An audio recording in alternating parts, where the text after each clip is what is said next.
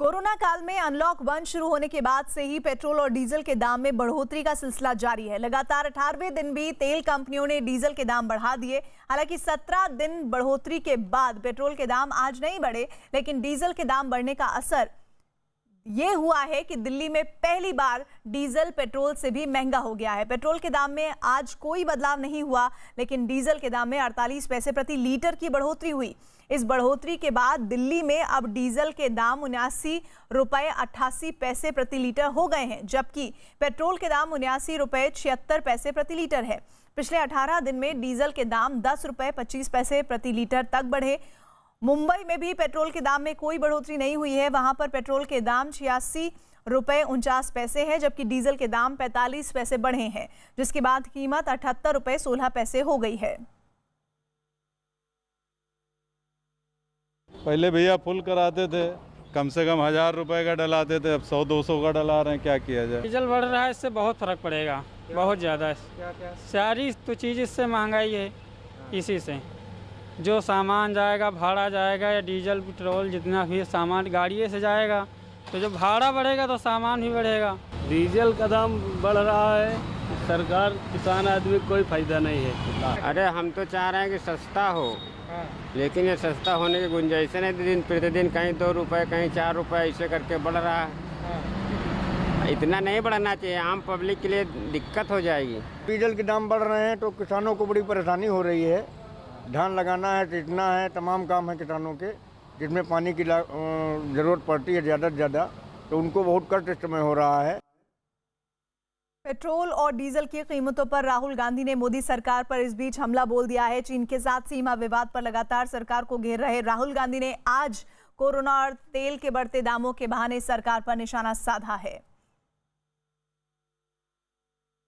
राहुल गांधी ने ट्वीट किया है कि मोदी सरकार ने कोरोना महामारी और पेट्रोल डीजल की कीमतें अनलॉक कर दी हैं।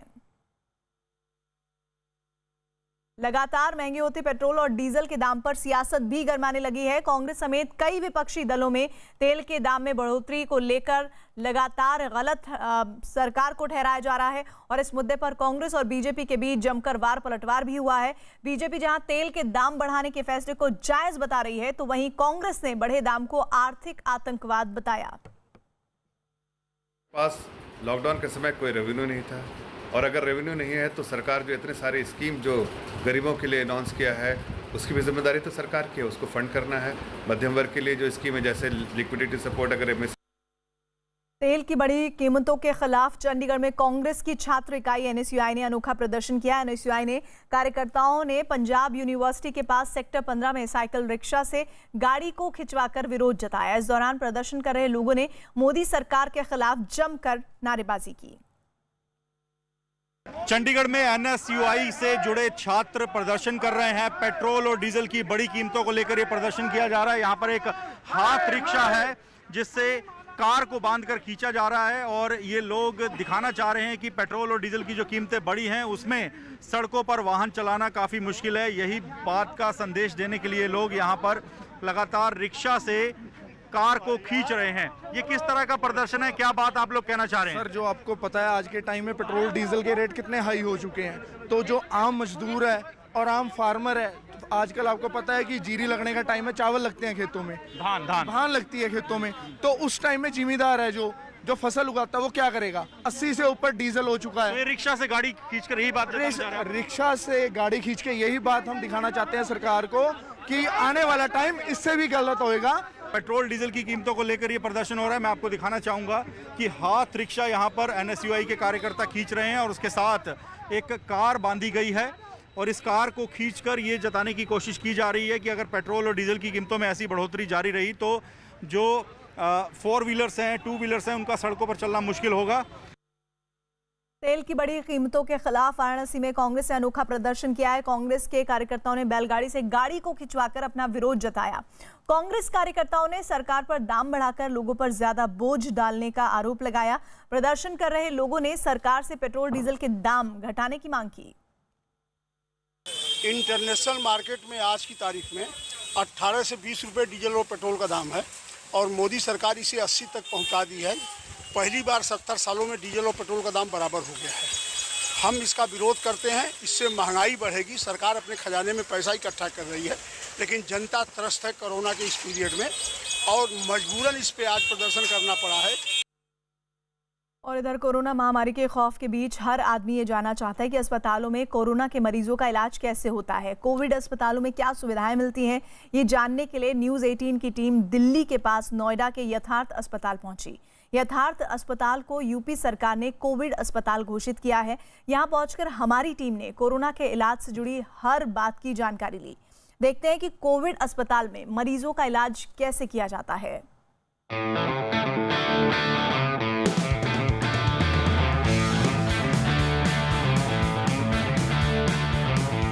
आज हम आपको दिखाएंगे कि कोविड अस्पताल के अंदर मरीजों का इलाज कैसे किया जाता है और जब कोई कोविड मरीज अस्पताल पहुंचता है तो सबसे पहले किस तरीके से उसकी अस्पताल में एंट्री होती है।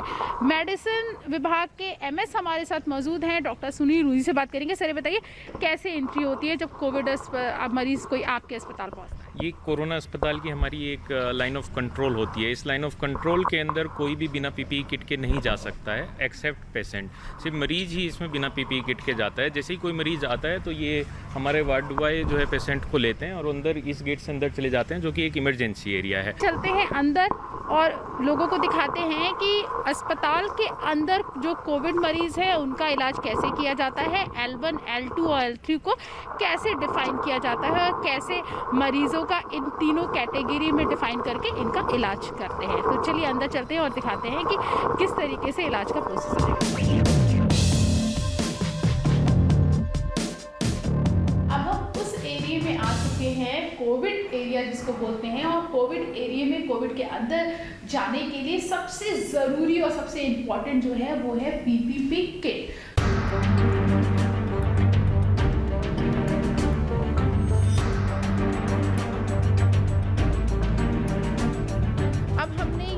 पीपीपी किट पहन ली है, लेकिन सबसे पहले मैं आपको बताना चाहूँगी कि ये जो किट हमने पहनी है ये बहुत इजी नहीं है। इसमें आपको बहुत दिक्कतें हो रही हैं और आपको जो पीपीपी किट पहनता है वही समझ सकता है, क्योंकि सांस लेने में दिक्कत हो रही है तो आप समझ सकते हैं कि डॉक्टर ये जो किट पहनते हैं वो कितना सेक्रीफाइस करते हैं हम सबकी सेहत के लिए। सर ये बताइए, पूरी पीपीपी किट हमने पहन ली है, पहन के मुझे अंदाज़ा हो गया कि कितना टफ है ये। इसमें पीपीई किट में मैम जितने भी एयर जाने वाले एरिया हैं वो सारे सील कर दिए गए हैं। हाथ से जो एयर जाती है वो हमने यहाँ ग्लव्स ऊपर पहन के सील कर दिया है। गले को हमने पूरा सील कर दिया है, कहीं से एयर नहीं जा सकती है। पैरों को हमने सील कर दिया है। शू कवर पहनने के बाद शू कवर ऊपर आ गए हैं, पीपीई किट नीचे आ गए हैं, तो एयर वायरस कहीं से भी जाने का कोई चांसेस नहीं रहता है। इसीलिए हम इसको पर्सनल प्रोटेक्टिव इक्विपमेंट बोलते हैं और ये हमें वायरस से बचाता है। तो चलिए हम चलते हैं वार्ड में और देखते हैं कि कैसे अब इलाज होगा। हम आपको कोविड वार्ड के अंदर लेकर आ चुके हैं और अब हम आपको दिखाएंगे कि L2 के मरीजों का इलाज कैसे किया जाता है। ये आप देख सकते हैं, ये कोविड वार्ड है जहाँ पर L2 और L3 के मरीजों का इलाज किया जाता है। L2 डॉक्टर हमारे साथ मौजूद हैं और वो बताएंगे कि किस तरीके से अगर पेशेंट में माइनर सिम्टम से ज़्यादा सिम्टम है तो उसका इलाज कैसे। सर सबसे पहले तो ये बताइए हमारे लोगों को कि L2 क्या होता है।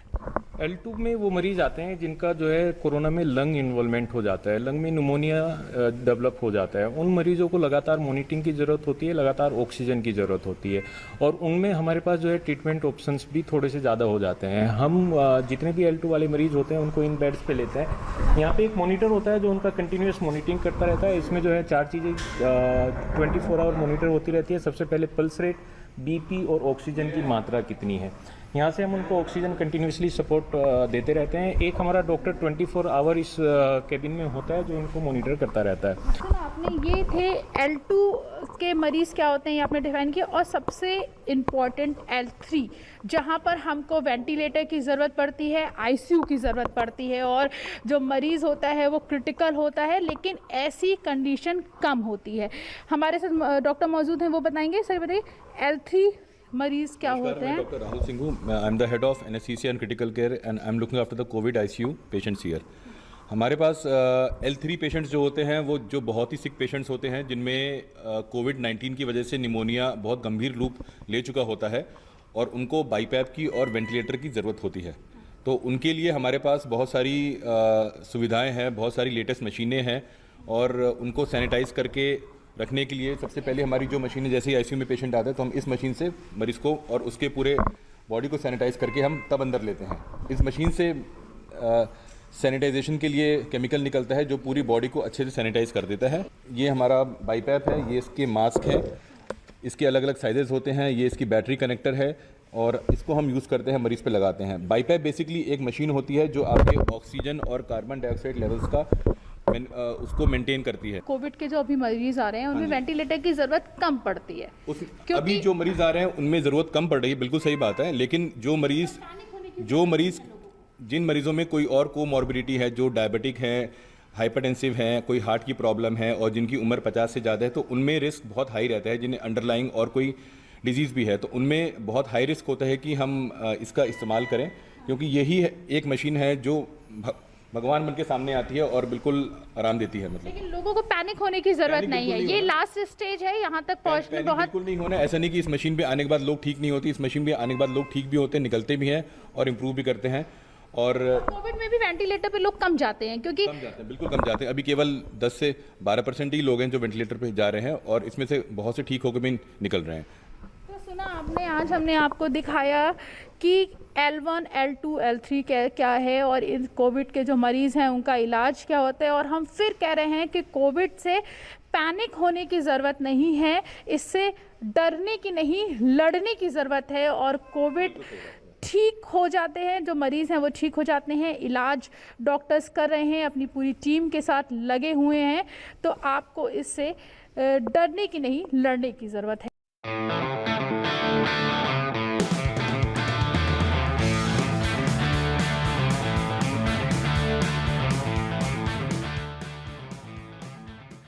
भारत और रूस की दोस्ती पुरानी है, ये बात चीन भी जानता है, लेकिन चीन हर मुमकिन कोशिश करता रहता है कि रूस और भारत के संबंधों में दरार आ जाए। दरअसल इसकी एक बड़ी वजह है भारत और रूस के बीच हुए रक्षा करार। चीन भारत और रूस के बीच हुए रक्षा समझौतों से डरा हुआ है, क्योंकि वो जानता है कि अगर भारत को रूस का ब्रह्मास्त्र मिल गया तो भारत का पलड़ा और भी भारी हो जाएगा।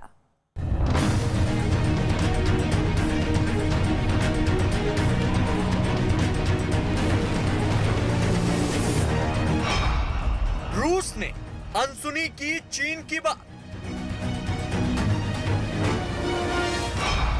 रूस ने किया चीन की नसीहत को दरकिनार। रूस पूरा करेगा भारत से किया करार। भारत को मिलेगा रूस का ब्रह्मास्त्र।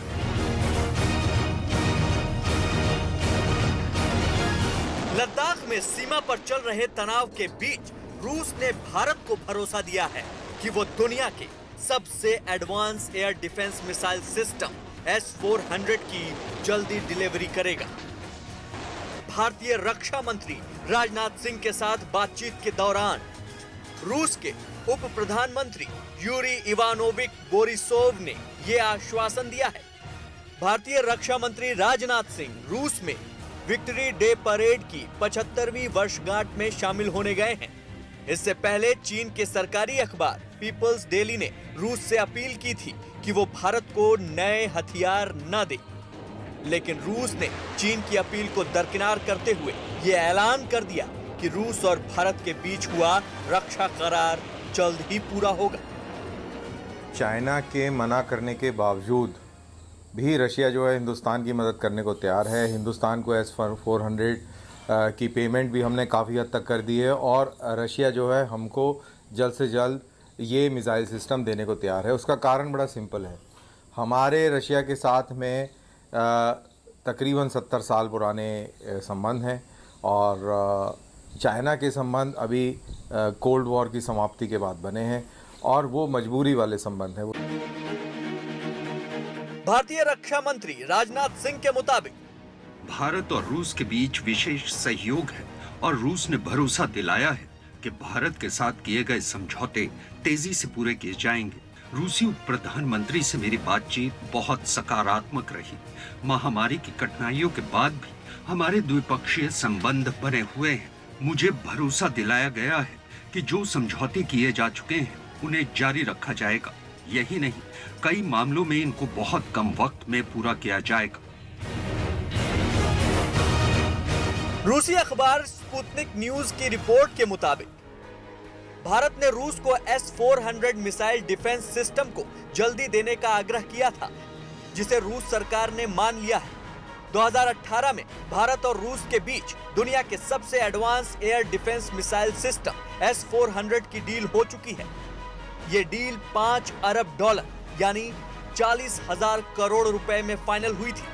डील के मुताबिक भारत और रूस के बीच S-400 के 5 यूनिट खरीदने का करार हुआ है।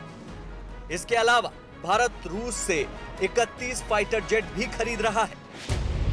भारत ने T-90 टैंक के स्पेयर पार्ट्स को लेकर भी रूस से बात की है। भारत और रूस ने नौसेना के लिए तलवार श्रेणी के फ्रिगेट और हेलीकॉप्टर के लिए भी करार किया है। जिस प्रकार से हमारी स्ट्रेटेजिक पार्टनरशिप है और जिस तरीके से रशिया हमको डिफेंस रिलेटेड मामलों में सपोर्ट करता रहा है, जिस प्रकार से रशियन हथियार हिंदुस्तान की सेनाओं में अभी भी 70% से अधिक हैं, तो ये सारी चीज़ें जो हैं इनके चलते चाइना बिल्कुल वाकई परेशान है। क्योंकि अगर टेक्नोलॉजी पॉइंट ऑफ व्यू से देखा जाए तो चाइना से हिंदुस्तान की टेक्नोलॉजिकल एज काफ़ी ज़्यादा है, ख़ास तौर से नेवी के अंदर, एयरफोर्स के अंदर, जहाँ पर चाइना जो है वो हमारे नज़दीक कहीं भी नहीं आता है। इससे पहले रूस ने यह कहा था कि कोरोना वायरस को देखते हुए वो S-400 डिफेंस सिस्टम दिसंबर 2021 तक सप्लाई करेगा। फरवरी महीने में रूस के उद्योग मंत्री डेनिस मंतुरोव ने भारत के लिए S-400 बनाने की शुरुआत का ऐलान किया था। इससे पहले चीन ने अपने माउथपीस पीपल्स डेली के जरिए रूस से अपील की थी कि वो ऐसे संवेदनशील वक्त में भारत को नए हथियार न दे।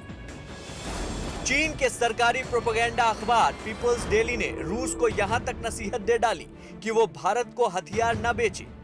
पीपल्स डेली ने फेसबुक पर society for oriental study of रूस नाम के ग्रुप में लिखा है, एक्सपर्ट्स कहते हैं कि अगर रूस को चीनी और भारतीयों के दिल पिघलने हैं तो भारत को ऐसे संवेदनशील वक्त में हथियार नहीं देने चाहिए।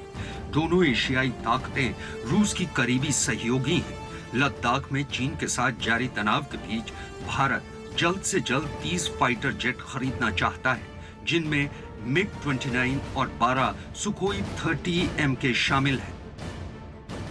चीन शायद ये बात भूल चुका है कि भारत और रूस के संबंध काफी पुराने हैं और इसके अलावा रूस ने जरूरत के वक्त भारत की मदद की है।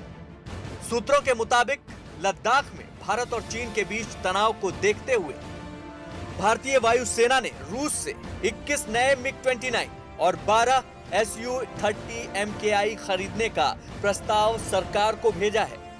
रूस इन दिनों MiG-29 लड़ाकू विमानों को आधुनिक बना रहा है। आधुनिकीकरण के बाद ये विमान चौथी पीढ़ी के लड़ाकू विमानों के बराबर हो जाएंगे। रूस सरकार के मुताबिक वो जल्द से जल्द इन विमानों के आधुनिकीकरण के बाद भारत को सौंप देगा। भारत और रूस के बीच S-400 डिफेंस सिस्टम खरीदने का करार भी हो चुका है। भारत को मिलने वाला S-400 डिफेंस सिस्टम चीन को मिले डिफेंस सिस्टम से बेहतर होगा। चीन को पता है कि भारत और रूस की दोस्ती पुरानी है और चीन हर मुमकिन कोशिश करता रहता है कि रूस और भारत के संबंधों में दरार आ जाए। लेकिन जानकारों का मानना है कि रूस चीन पर भरोसा नहीं करता और ऐसे हालात में चीन रूस और भारत के रिश्तों को तोड़ने की साजिश रच सकता है। और इधर खबर मुंबई से, जहां फिल्म सिटी में फिल्मों और टीवी सीरियल की शूटिंग शुरू कर दी गई है और इससे पहले फिल्म सिटी में निर्देशों के मुताबिक कोरोना से बचाव के लिए कुछ खास कदम उठाए गए हैं। शूटिंग के दौरान काम पर जाने वालों का बीमा होना जरूर किया गया है। वहीं कम लोगों को ही एंट्री करने की इजाजत दी गई है, जबकि एंट्री गेट पर सैनिटाइजेशन टनल बनाई गई है। वहीं सभी ड्राइवरों को फिल्म सिटी के अंदर ही रहने को कहा गया है, जबकि एक्टर को शूटिंग खत्म होने के बाद घर जाने की अनुमति दी गई है। वहीं शूटिंग के दौरान सोशल डिस्टेंसिंग का पालन करने के निर्देश दिए गए हैं। तकरीबन 3 महीने से ज़्यादा वक्त हो चुका है और मुंबई की जो टीवी इंडस्ट्री थी वो थम सी गई थी, मगर आज 24 जून के दिन धीमे धीमे जो फिल्म इंडस्ट्री है या टीवी इंडस्ट्री है वो जो है पटरी पे आ रही है। और आज हम खड़े हैं फिल्म सिटी में।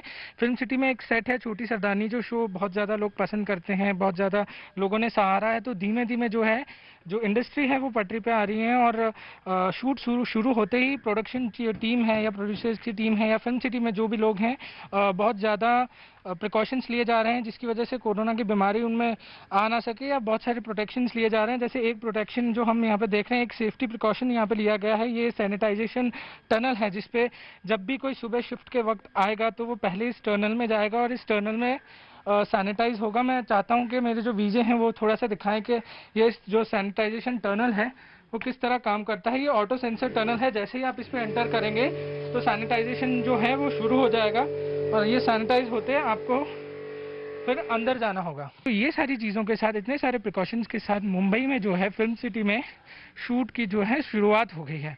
कैमरामैन आनंद के साथ पारस दामा, न्यूज़ 18 इंडिया, मुंबई।